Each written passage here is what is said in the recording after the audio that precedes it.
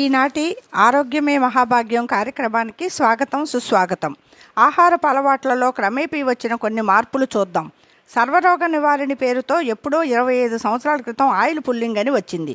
పొద్దున్న ఎవరికి ఫోన్ చేసినా మా ఆయన ఆయిల్ పుల్లింగ్ చేస్తున్నాడు అనేవాళ్ళు. అది ఆగిపోయింది. తర్వాత నీళ్లరాజు వచ్చాడు. కుండలు కుండలు నీళ్లు తాగితే రోగాలు మాయం అన్నాడు. అది పోయింది. పచ్చి కూరగాయలు తింటే బలం అని ప్రచారం చేశారు కొందరు. అది పోయింది. ఇప్పుడు ఇంకొక ఆయన వచ్చి రాగులు, సజ్జలు, జొన్నలు, కూరగాయలు అన్నీ కలిపి రసం చేసుకొని తాగండి అంటున్నాడు.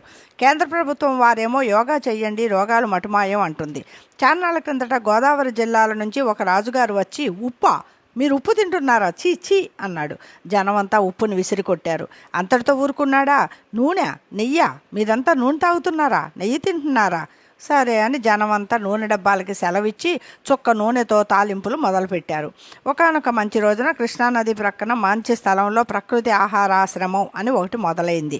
ప్రజలకు ఉప్పు నూనె లేని వంటలతో 3 పచ్చి కూర ముక్కలు 6 ఆకుకూర రసాలతో నిత్యనూతనంగా విలసిల్లుతుంది. సరే, ఇది ఇలా ఉండగా ఇంకొక ఆయన ఎవరో రాగి చెంబుల్లో నీళ్లు నింపి చంద్రుడి ఎదురుగా పెట్టి తెల్లారా నీళ్లు తాగితే అసలు చావే రాదు అని ఘంటాపదంగా చెప్పాడు. ఇంకేముంది, కొట్లలో పడి రాగి చెంబుల వేట మొదలైంది. అలా వెన్నెల్లో పెట్టిన రాగి చెంబుల్లో నీళ్లు తాగుతూ ఉప్పు నూనె పులుపు తీపి లేని రాజుగారి వంటలు తింటూ 200 ఏళ్లు గ్యారంటీ అనుకుంటున్న దశలో మహారాజశ్రీ మాచినేని ఉద్భవించారు. నూనె మానేశారా పిచ్చోళ్లారా, మిల్లుల్లో ఆడించిన కొబ్బరి నూనె 100 గ్రాములు తాగండి, ఇక చూడండి అన్నాడు. ఇంకేముంది, కొబ్బరి చెప్పులు సంచిలో వేసుకుని గానుగులంట పడ్డారు జనం. ఇంకొక సాము వచ్చి పురుగు మందులు లేని చిరుధాన్యాలు తినండి, మీ ఆరోగ్యాన్ని మీరే సంరక్షించుకోండి అన్నాడు.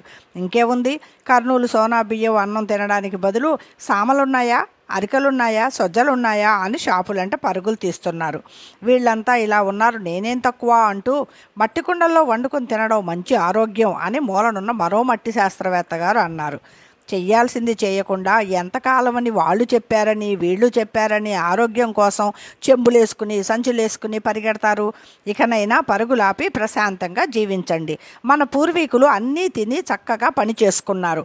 మనం మాత్రం పని మాని ఇలాంటి వాటి వెనుక గంతులేస్తున్నాం. నిజం గ్రహించరా నలుడా.